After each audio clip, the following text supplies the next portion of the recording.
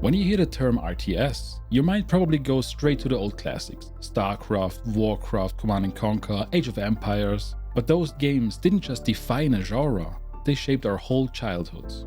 They were masterpieces of the golden age, and to this day they still have loyal and massive player bases. But look at the last few years. There were waves of indie RTS games released and spiritual successors, but none of them seemed to stick around.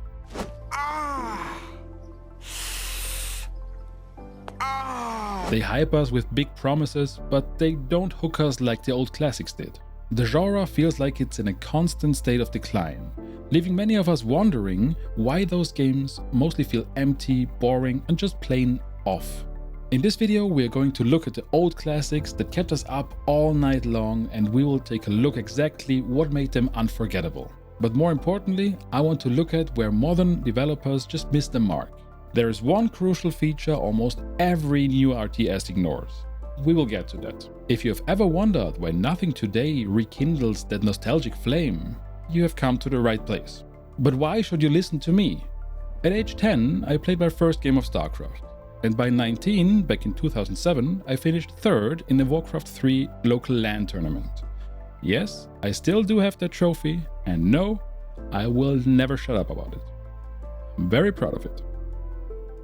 But jokes aside, I love RTS games, and it will always be my all-time favorite genre. And I genuinely want to see it to rise to its former glory. But to understand how we get there, we first need to look at the massive gap what developers are building and what we actually want to play. This disconnect goes back to a single yet massive misunderstanding of the RTS community. Modern RTS games focus way too much on competitive multiplayer and way too less on the single-player campaign. That's the biggest reason old RTS games had a larger impact. And it becomes obvious when you listen to the voice of the community and look at the data we have. Even looking at the comments on my own videos, you paint a clear picture. By now, developers should know that most RTS players never even touch online multiplayer. This was confirmed in a 2016 interview with Matt Morris by Loco.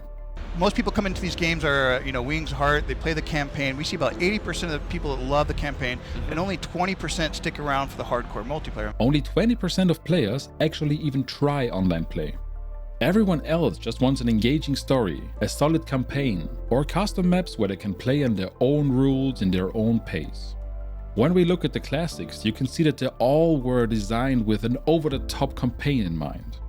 Blizzard was at its peak back then, and they were well known for stunning visuals and amazing cinematics, and rightfully so.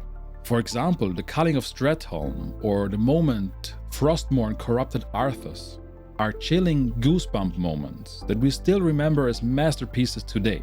They are second to none. Command & Conquer did the same thing with its live action scenes. I mean, yes, they were cheesy, but they were done with passion and a level of awesomeness that no one came ever close to. Just look at this. Is that Einstein? Yes, Doctor. The man most responsible for our enemy's technological superiority. The man who made them invincible. What do you plan to do? Gentlemen? Doctor! No! And now, look at what a game like Tempest Rising tried to capture the same feeling.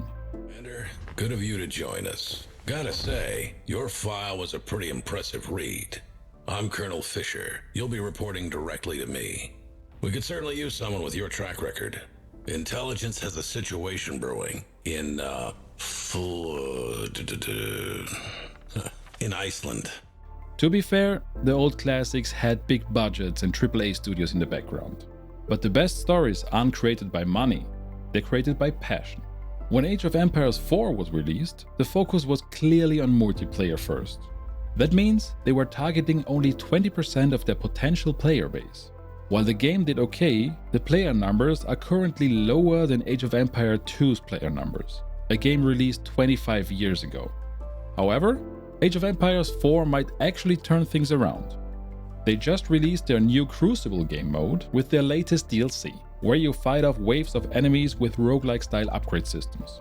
It's a step in the right direction, and it will boost player base even more once co-op is available.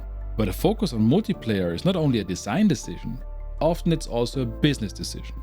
And that's where things get messy.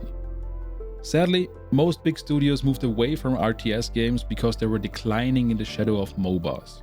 Real-time strategy games aren't easily monetizable. Battle passes and cosmetics provide companies with a more stable flow of income.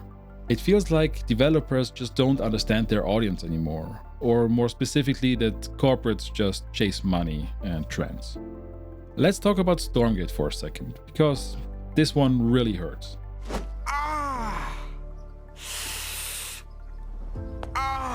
This was supposed to be the comeback, ex-Blizzard developers, a spiritual successor to Starcraft, but it came with a lot of problems.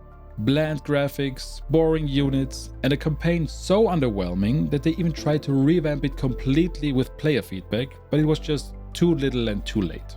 They focused way too much on competitive multiplayer, trying to catch on to the global esports phenomenon that Starcraft was. And now? As of April 2026, Stormgate's online services will shut down because their server host was bought by a big AI company. With Stormgate, they really made every mistake they could have made. They even tried a business model that made fans furious. The game was supposed to be free to play, but of course there was a crowdfunding campaign where backers and early adopters could get paid early access for the game. The problem was they crowdfunded a game that was supposedly already funded. But as we would find out later, the game wasn't actually funded, it was only funded for an early access release, but that's a whole nother story and a big one. For a game like Starcraft to become an esport legend, you first needed people to actually play your game. And since 80% of players never touch online play, you just need a solid campaign to spread the word. And then you have Battle Aces. It was a pure action RTS. 5 to 10 minutes matches, no setup, no base building, just pure arena action from start to finish. No campaign, no story, no soul. And what happened? I have a feeling you already know. It got cancelled before it even released. Big surprise, huh? Well, it turns out that building an RTS game for a tiny niche of competitive online play isn't what the vast majority of RTS players want. This brings us to a fundamental question. What does the average RTS player actually want? Fans of this genre generally want a laid-back experience. They don't want sweaty, high APM try-hard matches. We want to build a base, train an army, and after a cozy period of research and building, steamroll the opponent with a formidable force. We just want to watch an epic battle to unfold. That's it. In competitive multiplayer, you just don't have that freedom. You just can't turtle up and build your base and your army and wait until your army is big enough to kill your opponent. You have to be on your edge the whole time, multitasking, harassing your opponent, and defending against early attacks at multiple locations at once. It's stressful. The esports scene of Starcraft and Warcraft are actually not a great representation of what the average RTS player wants. When developers are focusing on balancing the top tier of competitive multiplayer, they're only targeting a tiny niche of an already narrowed down player base. While balance is important, it shouldn't be the main focus. An RTS needs for your army to feel overwhelming. Massive units should feel massive and over the top. You want to overcome an uphill battle by throwing way too many tanks at the enemy. And this is something that often gets lost, because when you balance for multiplayer, it has to be fair for online play. But even if you get the campaign and the units right, there's another hurdle that kills most modern RTS games before they even have a chance. It's how the game feels and plays. Let's look at Iron Harvest. This game focuses on a rich campaign with interesting stories and great characters. It features towering steam-powered mechs that look incredible. The developers at King Art Games took inspiration from the world of 1920+ by Jakub Kuchalski and made it feel unique. On paper, it's exactly what I was asking for, so why can't I recommend it to you? Sadly, the game is a mess. Units often won't do what you want them to. In Iron Harvest, you tell your units to take cover, and sometimes they take cover on the wrong side, facing the enemy. Your units even charge through enemy lines when you command them not to, or sometimes don't even move at all. Reports even suggest that there are game-breaking bugs that make the campaign impossible to finish. To be fair, I didn't encounter this specific bug, but also I have no intention of finishing the campaign. When a game doesn't feel right, you just don't want to invest any more time in it. Pathfinding is another huge issue. It sounds simple, just moving from A to B. But when units collide or move in circles, it ruins the experience. It's a feature that most RTS games don't get right. Even the old classics to some extent, where we just learn how to deal with those tropes, but still it feels kinda off. There's also a big gap in control standards. In 99% of shooters, you know that WASD is moving around and space is jump, you can aim with your mouse, and you know how to orientate yourself in a 3D space. Sadly, RTS controls aren't as universal anymore. In the classics, when you select units, press Ctrl and 1, you will create a group for those units. And if you then select a different unit, press Shift and 1, you will add to this group. And if you double click, you will select all units of the same type on screen. These were the industry standards 20 years ago, but many indie developers just don't use those controls anymore. Imagine a shooter where control is jump and you have no means of reminding it. That would be a big deal breaker for me. Without a solid foundation, your muscle memory just feels off and the game feels clunky to play, which is especially bad in RTS games since it's complicated and you need to spend more time to learn the basic controls. Combine that with lackluster pathfinding and bad UI choices and you just don't feel home in these games anymore. Like, those were things that were figured out 20 years ago but were somehow lost along the way. And this leads us to the final and, in my opinion, most important piece of the puzzle. It's user-generated content. When we take a look back at Warcraft 3, it's obvious that the custom content was a defining reason why the game was so successful and is still one of the most played RTS games to this day. The map editor was amazing, simple to use, and there were so many fans creating custom maps that you could never play all of them. Those talented fans gave birth to entire genres like MOBAs with Dota or tower defense games. I especially liked Line Tower Wars and Legion TD, they're amazing. But there were also more extreme modifications, where you could play third-person campaigns, MMO raid boss encounters, shooters, and the list goes on forever.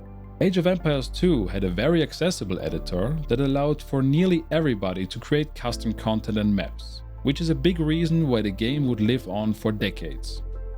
Sandboxes grow communities. Just look at Roblox, Trackmania or Minecraft. When a community takes over and provides the innovation, the content becomes endless and the developer has already won. Currently, I can only think of one game that might nail this. The Scouring. It's the closest thing we might get to a Warcraft 4, and it already has a map editor in early access, despite being developed by just one person. It's still very early in development, but it's worth keeping an eye on. If we take a look at Command & Conquer, the modding scene is absolutely crazy. There are so many mods for the classic games, some of them often revamp the game completely and add a lot to them. They have a big fan base with a lot of dedication. Command & Conquer General just basically had its second birthday, because of a third-party online patch that allowed custom lobbies and ranked play after EA dropped support. Yes, if you own a copy of General 0 Hour, you can download that patch and play it right now. There are literally thousands of players online right now, just look at the latest statistics. The real-time strategy community is amazing, very creative and extremely talented. For a new game to succeed, they need to provide the community with proper tools so that they can build their masterpieces. With all that being said, is there hope on the horizon? If you ask me, out of all the RTS games I am looking forward to, there's currently only one where I think they have a chance of nailing most of those points. It's Dawn of War 4. Now, curb your enthusiasm because there are some warning signs. It's developed by King Art Studios. If you paid attention, yes, the developer behind Iron Harvest. We have to hope they've learned from their mistakes and can deliver a polished game this time. The previous games, Dawn of War 1 and 2, were developed by Relic, and they were masterpieces for the time, but after Dawn of War 3, I'm glad they're gone. We all are. King Art is promising a proper single-player experience. On release, we will get 4 distinct factions with 4 completely different campaign approaches.